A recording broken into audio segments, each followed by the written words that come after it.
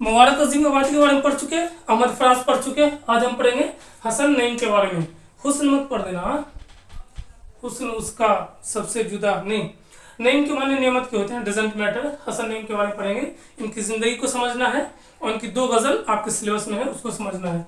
तो पहली चीज देख लेते हैं, इनका जो नाम था सैयद हसन था। असल नाम क्या था? सैयद हसन। और किस नाम से मशहूर हुए? तो हसन नईम के नाम से मशहूर हुए।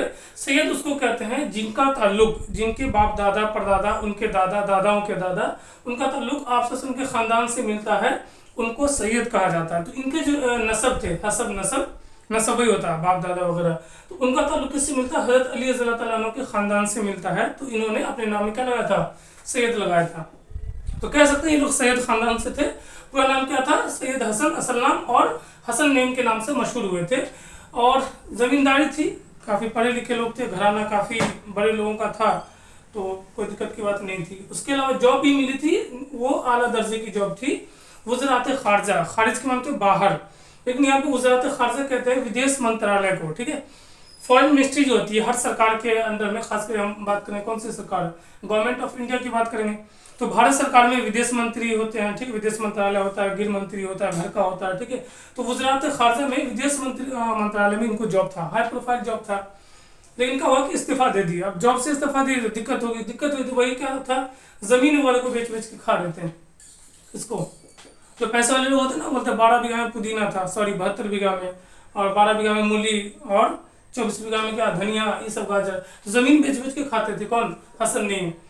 और उसके बाद क्या हुआ, एक जॉब लगी गालिब इंस्टीट्यूट, दिल्ली में है, उर्दू का इंस्टीट्यूट है गालिब, तो उसमें डायरेक्टर बने। कुछ दिन के बाद इतने नाजुक मिजाज थे, नाजुक मिजाज मतलब किसी की बात सुनना ही गवारा नहीं, मानना तो दूर की बात, कोई कुछ बोला तुरंत लड़ गए, तुरंत गोली मार दी, इस टाइप का मिजाज, ठीक है। तो क्या बने, वो गालिब इंस्टीट्यूट के डायरेक्टर बने, ठीक है। लेकिन कुछ दिन बाद उसमें भी इस्तीफा दे दिया। तो क्या करें, तो फिर वही ज़मीन बेच के, लेकिन ज़मीन तो पहले से खा चुके थे। तो अब क्या बचा? गरीबी और मुफलिसी। गुर्बत और मुफलिसी इतनी आई जॉब छोड़ने के बाद, इतनी आई कि इलाज के पैसे का भी इंतज़ाम लास्ट टाइम में नहीं हो पाया। तो फाइनली मुंबई में 1991 को इंतकाल हुआ। 22 फरवरी 1991 मुंबई में इनका इंतकाल हुआ। किनका? हसन नईम का। किस हालत में?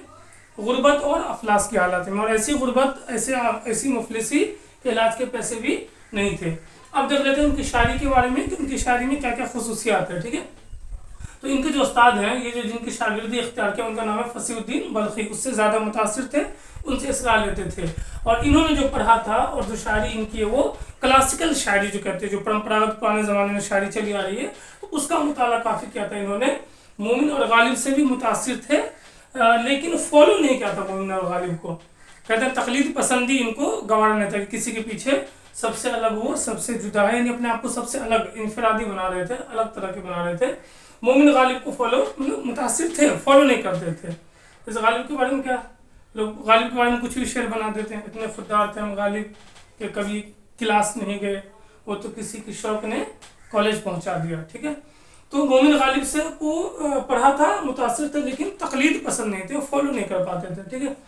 जदीदियत से भी मुतासिर थे, क्लासिकल शायरी का भी मुताला किया था और नए ज़माने की शायरी को भी फॉलो किया था। और यही उनकी शायरी में ख़ास बात थी कि उनकी शायरी में हुस्न इश्क था, दर्दमंदी थी, एहतजाज था, हर किसी को मानते नहीं थे। और ये ही उनकी शायरी की जान है, जो सबसे अलग करता है किसको? हसन नईम की जो है पर्सनालिटी है और ज़िंदगी है, शख्सियत है, उसको सबसे मुनफरिद करती है। ये रहा हसन नईम। अब इसकी 2 गज़लें हैं, दोनों गज़लों का मतलब हम देखेंगे, एक्सप्लेन करेंगे।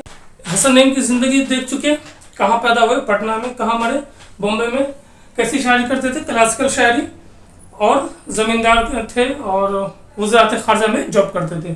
सवाल इतना ही पूछेगा। अब देख लेते हैं उनकी शायरी में कभी कभी शायरी की तशरीह पूछ देता है, और उनकी गज़ल में क्या है, मतला का शेर और मक्ता का शेर, ये पूछ देता है। आइए एक लाइन देख लेते हैं। पहला मसला क्या कि क़ल्ब व जाम, क़ल्ब मतलब दिल, जान मतलब जान, वाव के माने तो और, तो क़ल्ब व जाम में हुस्न की गहराइयाँ रह जाएंगी। किसके हुस्न की? हाँ, जिसका भी हुस्न है उसकी क्या रह जाएगी? गहराइयाँ रह जाएगी। अगला मसला में मतलब निकलता है, तू वो सूरज है तेरी परछाइयाँ रह जाएगी। शायर क्या कह रहा है? क़ल्ब जाम में हुस्न की गहराइयाँ रह जाएगी, तू वो सूरज है तेरी परछाइयाँ रह जाएगी। तो शायर अपने आप से मुखातिब है। शायर कह रहा है कि हम ऐसे सूरज हैं कि हमारी परछाइयाँ रह जाएगी। हालांकि सूरज में रोशनी भी होती है, लेकिन शायर यहाँ पे क्या कह रहा है कि हमारी रोशनी नहीं बाकी रहेगी। कौन बाकी रहेगी, परछाई। मतलब लोग अच्छे नाम से हम याद नहीं रखेंगे, हम बुरे नाम से याद रखेंगे। पहले वो अगले मिसरे में कह रहा है कि अहले दिल को, किसको, अहले दिल, अहल मतलब वाला, दिल मतलब दिल, दिल वाला, अहले दिल, दिल वाले को याद सदियों आएगा मेरा जुनून। जुनून कहते हैं दीवानापन, पागलपन, बदमाशी। तो दिल वालों को क्या याद आएगा, सदियों याद आएगा। क्या याद आएगा, जुनून। सदियों मतलब 100 साल तक, मतलब एक जमाने तक दिल वाले लोगों को, अच्छे लोगों को या बुरे लोगों को मेरा जुनून याद आएगा। कैसा जुनून याद आएगा, शोहरतें होंगी फना, शोहरत फना हो जाएगी, अच्छी बातें लोग हमारी भूल जाएंगे, रुसवाइयाँ रह जाएंगी। यानी मेरी जो बुरी बात है उसको लोग याद रखेंगे, अच्छी बातों को लोग याद नहीं रखते हैं। अगर यकीन न हो तो गांव में किसी का काम करके देख लीजिए, मोहल्ले के लोग आपको 10 काम देंगे, 9 काम कर दीजिए, बाबू बहुत अच्छा, एक काम छोड़ दीजिए, फिर देखिए वो आपको तोहफा मिलेगा, गाली और क्या क्या बदनामी मिलेगा, अलग बात है। ठीक है, लोग अजब अजब तरह की बात करेंगे। ठीक, तो पहला मिसरा हुस्न मतलब, शायर क्या कह रहा है, कल्ब जाम हुस्न की गहराइयाँ रह जाएगी, तो वो सूरज तेरी परछाइयाँ रह जाएगी।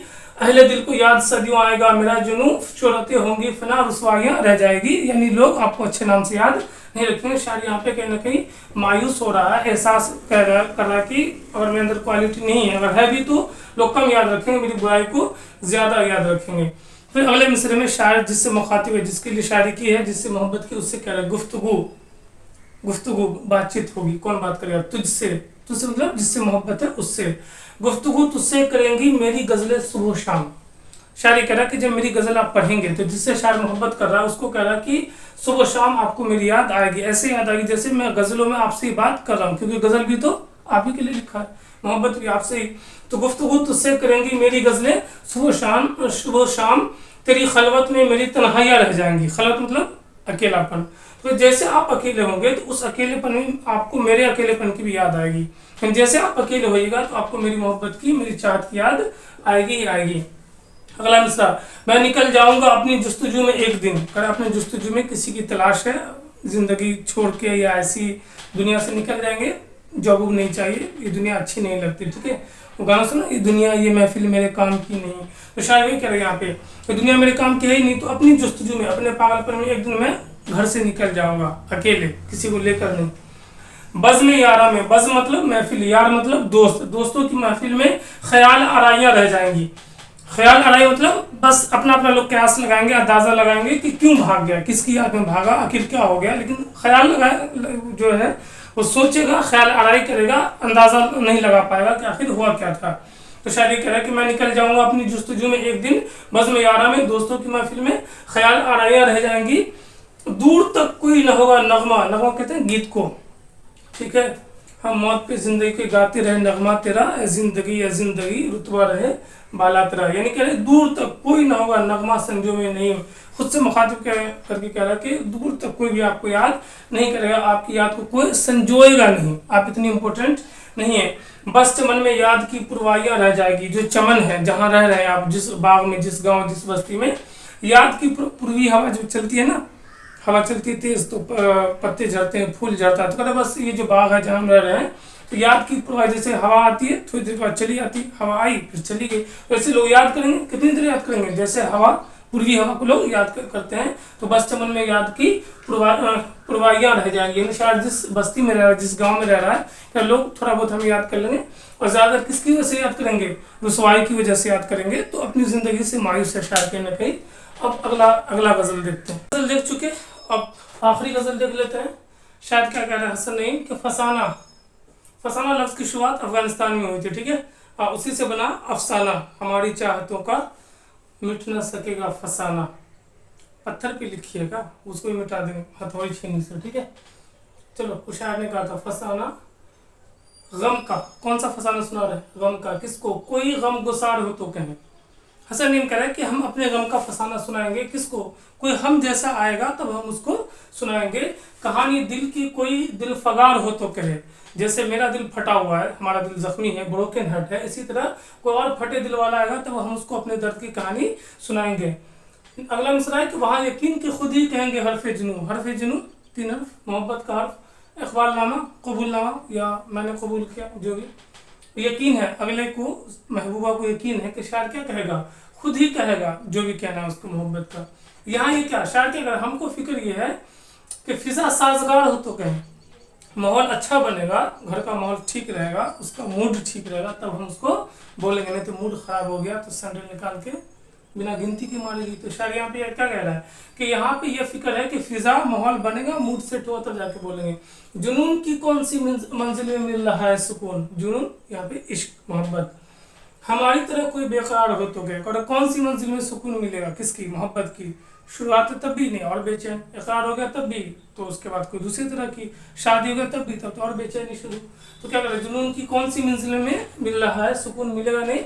हमारी तरह कोई बेकरार हो, जैसे हम बेकरार हैं ऐसे कोई बेकरार हो तो हम कहें।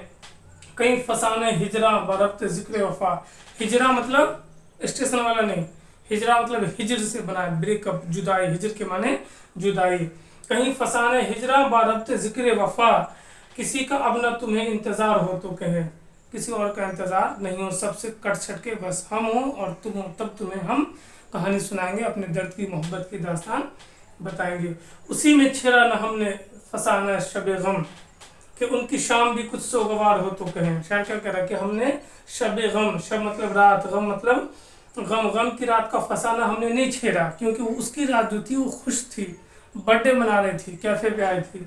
तो हम कैसे बताते, वो सैड हो जाती या इकरार कर लेते, बोल देते कुछ, तो बेचारी उदास हो जाती, टेंशन में आ जाती, कितना अच्छा मूड बना हुआ था।